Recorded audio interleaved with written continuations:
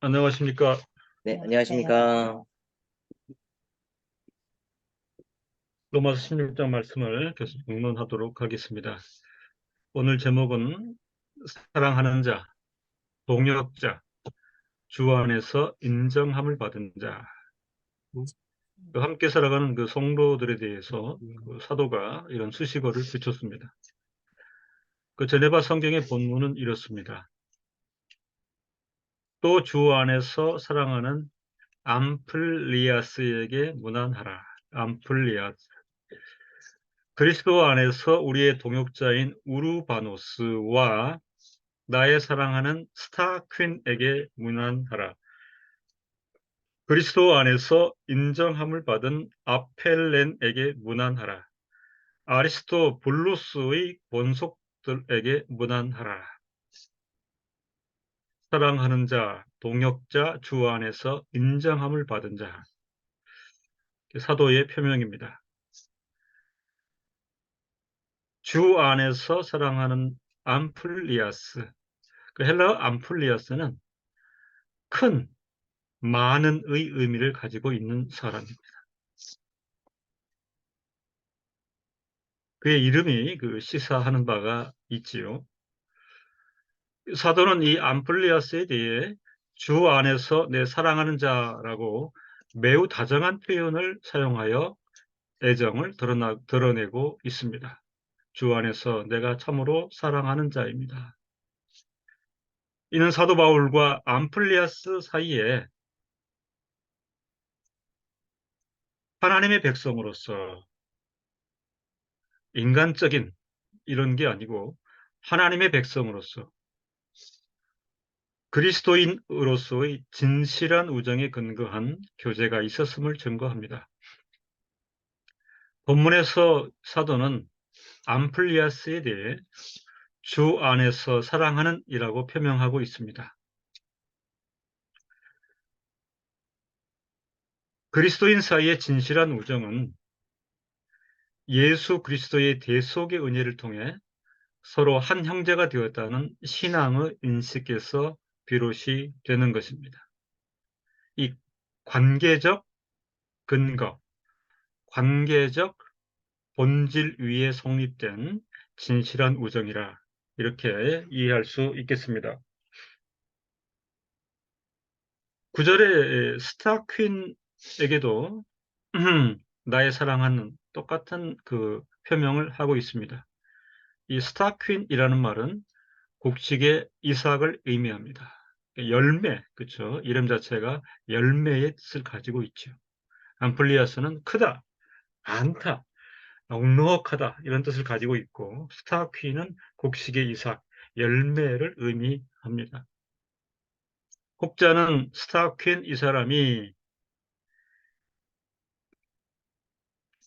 콘스탄티노플 교회의 첫 감독이었다 이렇게 언급하는 사료가 있습니다. 콘스탄티노플은 그 현재의 이스탄불이죠. 튀르키예에 속해 있는 이스탄불.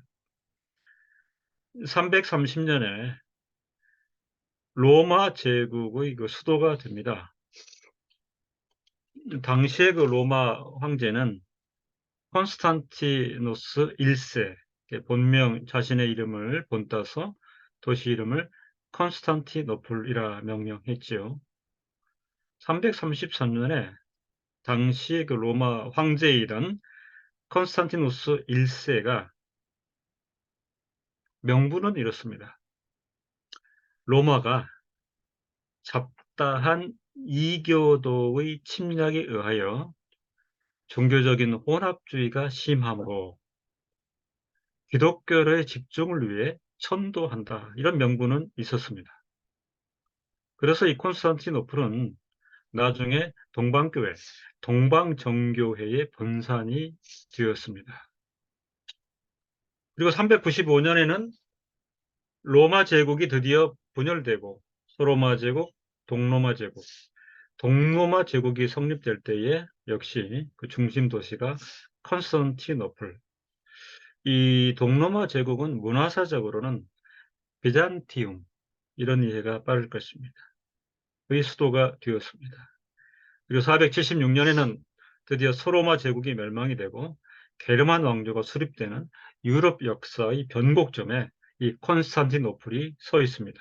이 콘스탄티노플의 교회의 첫 감독이 스타퀸이라고 하는 입장이 있습니다.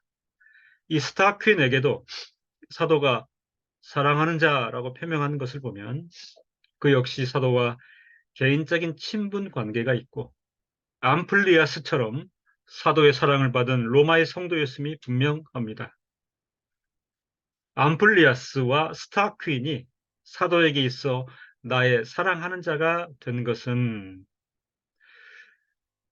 그리스도 대속의 은혜를 통하여 한 형제가 되었다는 것 말고도 이 암플리아스와 스타퀸은 의심의 여지 없이 은혜와 은사에 있어서 탁월하였고 신학 배경사를 보면 암플리아스와 스타퀸이 은혜와 은사에 탁월하다 하는 것을 그들의 이름에서 추론하는데 암플리아스는 큰, 많은 이런 뜻을 가지고 있고 스타퀸은 열매 이런 이름으로 미루고와 허락하신 은혜와 은사가 탁월한 사람들이요. 이러한 은혜와 은사를 따라 하나님의 교회를 힘써 섬겼음이 분명하고 이런 그 행적 때문에 사도 바울은 그들에 대해서 나의 사랑하는 자들이라 이렇게 거침없이 표명하였다라고 추론할 수 있겠습니다. 그 다음에 사도 바울이 우르바노스에 대해서는 동역자 이런 표현을 씁니다. 우르바노스. 이 우르바노스는 세련된 우아한의 의미를 가지고 있는 이름입니다. 우르바노스. 우르바노스는 그 로마 당시에 굉장히 흔한 이름이죠. 교황 가운데 여러분들이 우르바노스라는 이름을 가지고 있습니다. 그러겠죠. 이름 자체가 세련된 우아한 이런 뜻을 가지고 있기 때문에 그에 대해서 사도 바울이 동역자라고 표명한 것으로 보아 그가 사도와 다른 사도들을 도와 복음 사역에 힘써 동참하였음을 알 수 있습니다. 그 로마서 16장 3절에서 사도는 이 표현을 동역자라는 표현을 프리스카와 아퀴라에게도 적용했습니다. 신약 배경사에 보면 이 우르바노스가 프리스카와 아퀴라를 가르친 선생님이었을 가능성이 있다는 추측이 기록이 되어 있습니다. 같은 어떤 그 평가와 인정을 받은 사도로부터 우르바노스입니다. 어, 그, 그 이름, 그 세련된 우아한의 뜻을 가지고 있는데요. 음, 저는 그 표현을 적어도 이분들은 그 하나님의 사역에 있어서 그 완숙한 베테랑들이다. 이렇게 표명을 하고 싶습니다. 복음 사역이라든가 또는 또 교회 내적 사역이 전기가 될 때에 참으로 그 지혜를 발휘하고 손발을 움직여서 많은 일들을 감당해야 될 때에 그 프리스카와 아퀴라 또는 우르바노스 이런 분들은 구석구석에서 그 필요한 일들을 참으로 신실하게 감당했음이 드러나고 있습니다. 또한 사도 바울은 아펠렌에 대해서 그리스도 안에서 인정함을 받은 자라고 표명하고 있습니다. 이 아펠렌은 그 이름의 의미가 특색, 특별함입니다. 특별하다. 이 아펠렌을 가리켜 그리스도 안에서 인정함을 받은 자라고 표현하고 있는데 여러 주경학자들의 설명에 따르면 이 그리스도 안에서 인정함을 받은 자의 헬라어는 폰 도키몬 엔 크리스토 그리스도 안에서 톤 도키몬 여기서 이제 이 도키몬에 주목할 필요가 있는데요. 인정함을 받은 자 이렇게 우리 개역 성경이 번역을 하고 있습니다. 이렇게 보면 이 도키모는 인정함을 받음 또는 동의를 얻음 이렇게 해석할 수 있겠습니다.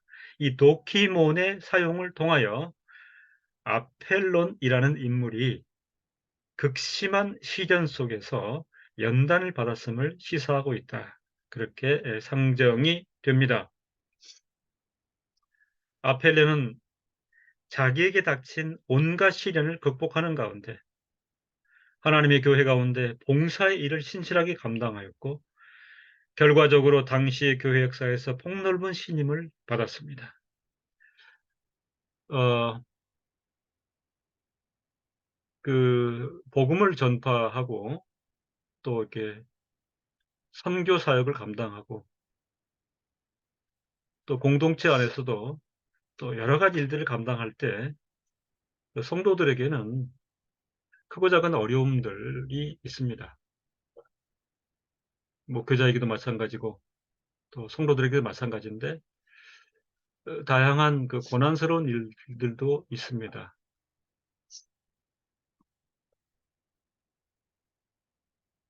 공동체의 일을 감당하면서 또 집안도 돌아봐야 되고 자신의 생업도 살펴야 되고 또 자녀도 또 양육해야 되는 여러 가지 복합적인 일들이 성도의 생애에 펼쳐집니다. 이제 그런 어떤 전체 전개 가운데 사실 목회자로서는 늘 기도하고 격려하고 응원하는 마음이 있습니다. 어, 저도 지난 인생을 돌아다 보면 안타까운 성도들이 있습니다. 제가 어렸을 때부터 이렇게 살피다 보면 중고등학교 시절에 이제 편만하게 이렇게 중고등부 활동을 이렇게 하면서 이렇게 신앙 가운데 같이 뜻을 두었던 당시에 친구들이 있었습니다. 서로 이제 오히려 저를 격려하고 제가 힘들었을 때 이제 위로해주는 그런 친구들이 있었습니다. 늘 이제 마음의 소원은 그런 신앙 걸음을 굳건히 걸어서 생애 다하도록 하나님을 경외하고 교회에 참으로 유익한 인물로 남아주기를 이제 그렇게 바라는 경우가 있지요. 그런데 이제 어떤 상황과 사건으로 인하여 이렇게 또 실족하는 분들이 있죠. 대표적으로 중고등학교 때 내내 회장을 하던 신실한 친구가 있었는데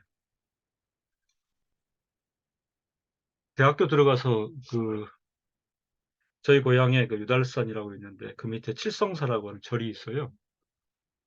근데 아마 1학년 방학 때, 여름 방학 때 이렇게 갔는데 거기 암대에서 목탁을 두드리고 이렇게 앉아 있어요.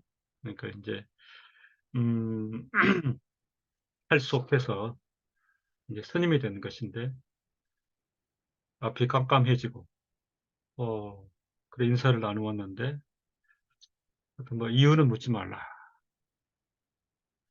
그리고 이런 모습에서 본인은 평강을 얻는다. 이렇게 얘기했을 때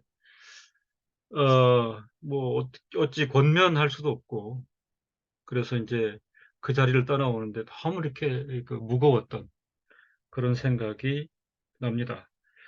사도 바울은 아펠렌을 쭉 지켜보면서 극심한 시련 가운데 연단을 받았음에도 불구하고 이 성도 아펠로는 자기에게 닥친 온갖 시련을 극복하는 가운데 하나님의 교회 가운데 봉사의 일을 신실하게 감당함으로 결과적으로는 사도 바울뿐만 아니라 그를 지켜보는 모든 주변의 성도들이 인정, 그를 인정한다.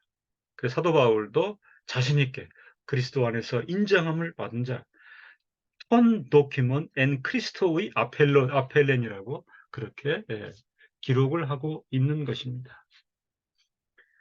마지막으로 아리스토블루스의 권속들에게 문안하라. 로마서가 언급하고 있는 이 아리스토블루스. 제가 기억하기로는 유대 역사 얘기하면서 아마 김상훈 집사님이 많이 접했던 인물일 거예요. 아리스토블루스. 이 아리스토블루스가 여러 사람입니다. 아, 통상 구약의 마지막 때, 그러니까 BC 2세기, 1세기, 그 다음에 AD 1세기, 에, 이 시대를 가리켜서, 그, 역사가들은 뭐라고 표현하냐면, 유대의 역사, 이렇게 표현하는데, 그 앞에다가 유령적, 마치 그 유령 같은 유대의 역사, 그 시대를 그 간통했던 그 중심 인물 중에 이 아리스토블루스라는 인물이 있는데, 어, 그러니까 구약의 끝자락, BC 2세기부터 1세기, 그 다음에 신약의 처음 1세기, 이 당시의 상황은 유대인들의 동의나 호의를 얻지 못한 두 개의 왕조가 지배를 하게 되는데요. 하스모니안 왕조라는 게 있고 헤롯 왕조가 있습니다. 그러니까 유대인들의 그 동의를 얻지 못한, 그죠? 정통 그 유대계 인식에서는 한 발 물러서 있는. 그리고 또 한 가지는 유대인이면서도 로마의 정권과 결탁한.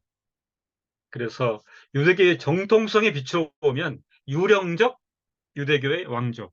이게 하스모니안 왕조와 그 유대 왕조인데, 아리스토블루스가 1세부터 4세까지가 나옵니다. 1, 2세는 하스모니안 왕조에 속해 있고 3, 4세는 헤롯 왕조에 속해 있는 그런 인물입니다. 이 로마서가 언급하고 있는 지금 아리스토블루스 번속할 때 아리스토블루스는 그의 아버지 아리스토블루스 3세가 낳은 다섯 자녀 중 하나로 헤롯 왕조에 속해 있는 아리스토블루스 가문이고요. 헤롯 유명한 아그리파 1세가 그의 형제입니다. 그는 아리스토블루스 4세로 이 사람이 그 본문에서 언급된 하스모니아 왕조의 마지막 인물인 아리스토블루스이다. 이건 좀 고쳐야 됩니다. 구체적으로 말씀을 드리면 하스모니아 왕조의 마지막 인물은 아리스토블루스 2세입니다. 왜냐하면 3세부터는 헤롯 왕조에 속하기 때문에 그걸 고칩니다.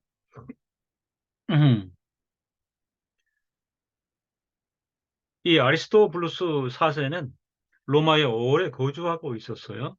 그 당시에 이 헤롯 왕조라는 게 그 로마 그 황제 권력과 결탁이 있었기 때문에 그런 혜택을 받아서 로마에 오래 거주하고 있었으며, 당시 황제인 클라우디우스 제위가 41년에서 54년 제위했던 클라우디우스 황제의 친구요 추종자였을 만큼 그는 그 로마 권력과 결탁되어 있었고, 그런 권력의 비호 아래 평강을 누렸던 아리스토블루스 4세입니다. 역사 기록에 보면 그 자신은 기독교인이 아니었으며, 그의 사후에, 그가 죽은 뒤에 그의 집안에 속한 모든 사람들은, 집안에 속한 모든 사람들을 권속이라 이렇게 표현하죠. 사람들은 다른 황제의 집안에 귀속되어, 그렇죠?